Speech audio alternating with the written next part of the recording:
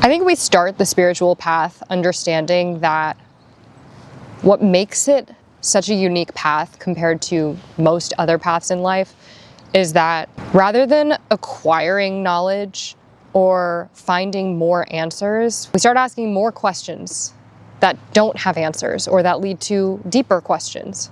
But I feel like somewhere along the way, it's really easy to convince yourself that you know more. I think it's also just kind of a paradox because on some level you do know more. You know more about who you are. You know more about what you need. You understand life more on this sort of fundamental metaphysical way. But simultaneously, you find yourself less certain about where things are going. The spiritual path is all about descending from the mind space into the body. Actually just being, experiencing life as it is, and experiencing yourself as you are, without the filter of the mind. You're closer to reality. There's less of a buffer there. But that lack of buffer also means that you start speaking a language that not a lot of people are speaking. I learned, I guess, as a survival mechanism somewhere along the way, how to go into the depths of experience and then find a way to communicate that to others. Because the mind requires conclusion. It's just not how life works. It's not how growth works. It's not how this path works. It's the opposite. When I started this path and this channel, I deeply believed in life after death, that death wasn't the end. And now I just don't know. As you move on the path, anything that was a buffer from the pain or the discomfort of experiencing a certain truth, you lose it. The reason I believed so deeply that there had to be something, there had to be some life after death, or that we have souls, or whatever it is, I didn't have the capacity yet to handle the reality that maybe there is. Maybe meaning only comes from us as humans. It's a battle of these two identities. One that's dissolving, the teacher, into this more real, like transmitter. It's a different frequency. Maybe this is it. Maybe exactly what I'm doing right now. Sitting in front of a camera and just talking circularly and inconclusively. Because the alternative is cutting this out,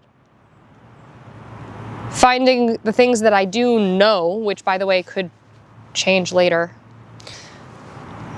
It also is so, it bypasses the actual experience. And I guess that's the whole point. It's not just about transparency, although yes, that's a huge part of it, but it's like honoring what I'm going through. This is it, you know? Like this is the journey. The destination literally means nothing without this part. Being in the messy middle and knowing that the messy middle's never gonna stop. And the questions just deepen until they become embodied, you know? Rather than questions cultivating answers. We may get some answers, but not in the way that we think. I do also know that things feel often worse than they actually are. And I maybe will just speak for myself on that, but when the body feels threatened, it really does sometimes feel like the end of the world. And it's so important to take time to ground and find stability, find it within yourself. And that's also the beauty of having instability outside of yourself, is it requires that internal balance and strength and clarity, because it is so true that when you have that inside, nothing can shake you. And as you know, if you've been on this channel for a minute now, that is a lesson for myself as well. It's important to sort of, in parallel, build that muscle. And I think just getting comfortable with not being comfortable, being comfortable with not having the answers. Because we know from the beginning of the path, like, the answers were illusions. They were false senses of stability. The closer you get to truth, the less you're held up by these like crutches. And it's a lot. It takes a lot of, emotional regulation and stability inside, but it also deepens and enriches our experience.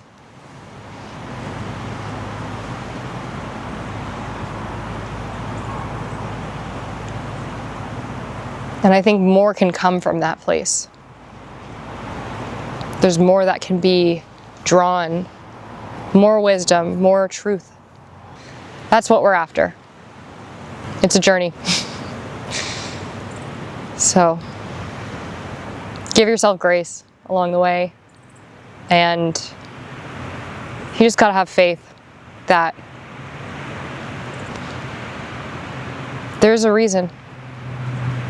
When we breathe through discomfort and we choose authenticity over stability or comfort, we are expanding our lives.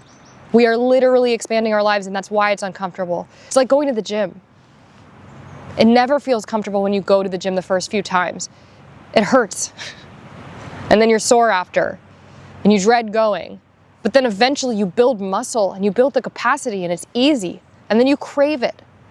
And then you are stronger and you can hold more and you can do more physically. It's no different from that.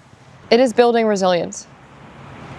And it's building capacity for greater things, to be able to hold a life that is truer, cleaner, more real. It's not in vain, no matter what. Thank you for being here. I love you guys so much. I'll talk to you soon.